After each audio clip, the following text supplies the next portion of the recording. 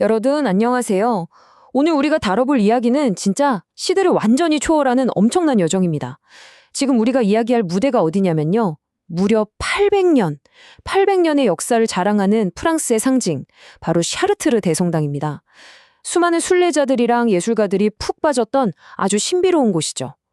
그런데 말입니다. 이 서양의 아주 오래된 유산에 최근 전혀 예상치 못한 아주 특별한 빛이 하나 더해졌다는 사실 알고 계셨나요?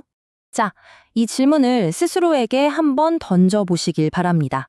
전쟁으로 완전히 폐허가 된 나라를 떠나온 그것도 아주 젊은 동양의 학생이 어떻게 이 800년 된 콧대 높은 프랑스 유적 한가운데에 영원히 남을 발자취를 새길 수 있었을까요? 진짜 영화 같지 않나요? 오늘 우리는 이 믿기 힘든 여정을 처음부터 끝까지 쫙 따라가 볼 겁니다. 시작과 끝이 완벽하게 하나의 원으로 이어지는 정말 놀라운 인연에 대한 해설, 지금 바로 시작합니다. 첫 번째 파트, 뜻밖의 만남입니다. 시계 바늘을 2018년 샤르트르로 한번 돌려볼게요. 샤르트르 대성당 뒤쪽을 보면요. 14세기에 지어진 생피아 예배당이라는 곳이 있어요. 마침 이곳에 새 숨결을 불어넣기 위해서 새로운 스테인드 글라스를 뽑는 공모전이 열렸습니다. 전 세계에서 쟁쟁한 예술가들이 무려 19명이나 몰렸죠. 그런데 이 치열한 경쟁을 뚫고 심사위원들의 마음을 완전히 훔쳐버린 주인공은 놀랍게도 당시 80대의 한국인 예술가 방혜자 화백이었습니다. 서양 미술의 아주 깊은 심장부에서 동양의 80대 거장이 선택을 받은 거죠. 대단하죠. 이게 왜 그렇게 어마어마한 사건이냐면요. 한쪽은 800년 동안 지켜온 엄청나게 보수적이고 엄격한 서구 기독교의 중세 전통이에요. 그런데 방화백의 작품은 동양의 뿌리를 두고 현대적인 영성을 녹여낸 그야말로 살아있는 현대적 비전이거든요. 방화백이 선택됐다는 건 이런 역사적 유산이 그냥 옛날에 멈춰있는 박물관이 아니라는 걸 딱 증명해 주는 겁니다. 고대 서양과 현대 동양이 지금 이 순간에도 서로 대화하고 숨쉬고 있다는 거죠. 두 번째 파트, 동양의 뿌리입니다. 한국에서 파리까지 대체 어떤 여정이 있었는지 살펴볼까요? 자, 여기서 진짜 흥미로운 포인트가 나옵니다. 이렇게 독보적인 시각을 가진 예술가의 배경이 어떨까 궁금하시죠? 방화백의 어린 시절은 사실 가혹한 일제강점기와 끔찍한 한국전쟁의 비극 한가운데 있었습니다. 그 엄청난 트라우마 속에서도 예술이라는 꿈을 놓지 않다가 1961년 24살의 나이로 파리행 비행기에 오릅니다. 그리고 정말 운명처럼 파리에 도착한 바로 그 해에 학생들과 함께 샤르트르로 걷는 성지순례를 떠나요. 예술과 자연에서 위안을 찾으려던 그 발걸음이 훗날 이렇게 엄청난 인연으로 이어진 겁니다. 방화백이 남긴 이 회고를 보면 마음이 참 먹먹해집니다. 우리 세대는 무척 불행한 시대를 살았다. 하지만 부모님은 항상 해외 유학을 꿈꾸셨다라고 하셨죠. 시골 선생님이었던 부모님이 그 전쟁통 속에서도 아이들이 엇나가지 않게 자연과 평화 속에서 자랄 수 있게 온 몸으로 막아주신 거예요. 부모님 본인들은 유학의 꿈을 접어야 했지만 결국 그 간절했던 꿈이 딸을 파리로 보내는 가장 큰 원동력이 된 거죠. 정말 가슴 뭉클한 가족의 헌신 아닙니까? 한번 머릿속으로 상상해보세요. 1961년이에요.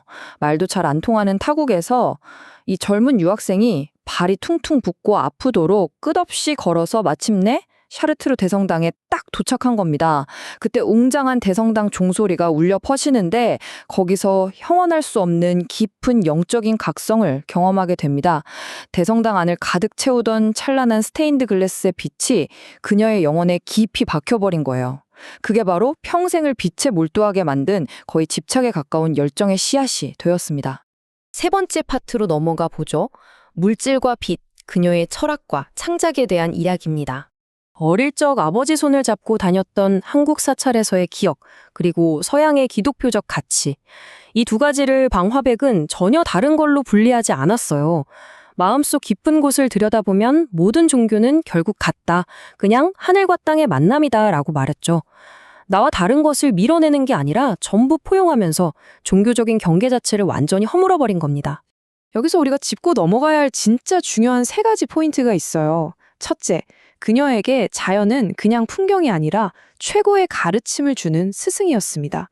둘째, 빛 자체를 우주를 이루는 어떤 물리적인 물질로 보고 그걸 캔버스에 붙잡아두려 했죠. 셋째, 불교에서 말하는 깨달음이나 기독교의 부활이 결국은 어둠에서 빛으로 나아가는 똑같은 원리라고 본 거예요. 이런 보편적인 메시지가 나중엔 내면의 평화를 찾는 서구 뉴에이지 운동 같은 흐름과도 딱 맞아떨어지면서 전 세계인들의 엄청난 공감을 이끌어냅니다. 자, 그럼 이 멋진 철학을 대체 뭘로 표현했을까요? 바로 닭종이입니다. 서양 화가들이 쓰는 뻔한 캔버스 대신에 뽕나무에서 얻은 천연 반투명 소재, 닭종이를 택한 거죠. 이걸 그냥 쓰는 게 아니라 무작위로 막 구기고 접어요. 그러면 산등성이나 계곡 같은 질감이 생기잖아요? 그 주름의 봉우리랑 골짜기를 따라서 색을 입히는 겁니다. 앞면, 뒷면 양쪽에서 다 색을 칠해서 마치 종이 자체가 숨을 쉬면서 빛을 머금고 있는 것 같은 놀라운 깊이감을 만들어내는 거죠. 이 예술은 단순히 동양화다, 서양화다 나눌 수 있는 차원이 아니에요. 12세기 서양 신비주의자 힐데가르트 푼 빙엔의 우주적 비전이나 샤르트르의 장미창 같은 서구의 전통이요? 한국 사찰의 명상이나 자연을 끔찍이 아끼는 동양 문화랑 너무나 자연스럽게 대화를 나누고 있는 거거든요. 이 세상 어떤 문화도 고립되어 존재하지 않는다. 서로 섞이고 대화할 때 진짜 완성된다는 걸 이 작품이 완벽하게 증명하고 있습니다. 근데 여기서 잠깐 좀 현실적인 질문이 하나 떠오르지 않으시나요? 닭종이는 얇고 찢어지기 쉽잖아요. 게다가 손으로 구긴 주름은 제멋더라고요. 이렇게 섬세하고 예측 불가능한 종이 예술을 어떻게 저 거대하고 단단한 대성당의 스테인드 글라스로 똑같이 바꿔놓을 수 있었을까요? 솔직히 이건 거의 불가능에 가까운 공학적 도전이었습니다. 그래서 이어지는 네 번째 파트, 예술에서 유리로입니다. 독일의 전설적인 페터스 공방 이야기를 안 할 수가 없네요. 이 기적 같은 변환 작업을 현실로 만든 곳이 바로 독일의 페터스 공방이었습니다. 종이에 담긴 그 오묘한 느낌을 유리에 살리기 위해 장인들이 열성형 유리 기법을 썼어요. 열을 가해서 유리에 직접 물리적인 굴곡을 줘버린 거죠. 그래서 성당 밖에서 봐도 그 입체감이 그대로 살아 있습니다. 거기다 금속 산화물을 아주 섬세하게 배합해서 빛이 쫙 들어올 때 진짜 종이에 먹물이 스며든 것처럼 은은하게 필터링 되게 만들었죠. 완전 마법의 콜라보레이션 아닙니까? 여기에 그리자유라는 아주 흥미로운 중세 기법도 등장합니다. 보통 스테인드 글래스 하면 유리를 나누는 그 두꺼운 까만 납선 생각나시죠? 그거 대신에 유리를 굽기 전에 붓으로 안료를 칠해서 그림자나 미세한 선을 살리는 방식이에요. 방화백의 아주 현대적이고 동양적인 비전을 현실로 만들기 위해서 무려 800년 전 중세 유리장인들의 도구 상자가 다시 열린 셈입니다. 사실 옛날 중세 시대랑 현대는 빛을 쓰는 방식 자체가 완전 다릅니다.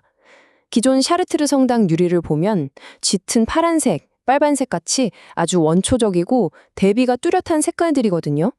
그런데 방화백의 유리는 오색 찬란하게 빛이 반사되고 부드럽게 그라데이션이 생기면서 색채가 사르르 퍼져나가는 느낌이에요.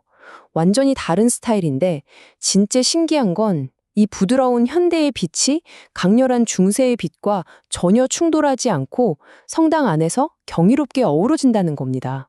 마지막 다섯 번째 파트입니다. 세계의 조화, 보편적 메시지. 이제 이 놀라운 여정의 끝을 볼 차례입니다. 그렇게 완성된 창문이 딱 4개입니다. 빛, 생명, 사랑, 평화. 하나하나가 깊은 명상 같아요. 제가 당시 심사위원회 회고를 보고 진짜 소름이 돋았는데요. 체구도 아주 가냘픈 노아백이 연단에 서서 조용한 목소리로 자신의 자작시를 읊으며 스케치를 발표했을 때 심사위원장 전체에 형언할 수 없는 전율이 쫙 흘렀다고 합니다. 화려한 기술을 넘어서 진심이 사람을 완전히 움직여버린 진정성의 승리였던 거죠. 이 작품의 형태를 보면 숨겨진 의미가 또 대박입니다. 창문을 관통하는 쭉 뻗은 수직선은 대성당의 신도석, 그러니까 인간이 아래에서 위로 향하는 영적인 상승의 여정을 묘사합니다. 그리고 이 선이 닿는 끝에는 빛나는 동그란 원이 있죠. 이건 우주적 충만함이나 무중력 상태를 의미하는데요.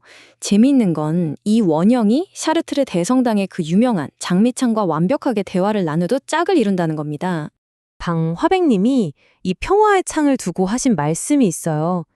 우리는 빛에서 와서 빛으로 돌아갑니다. 온 인류가, 전 세계가 함께 맑고 밝은 평화를 향해 나아가는 것입니다. 라고요.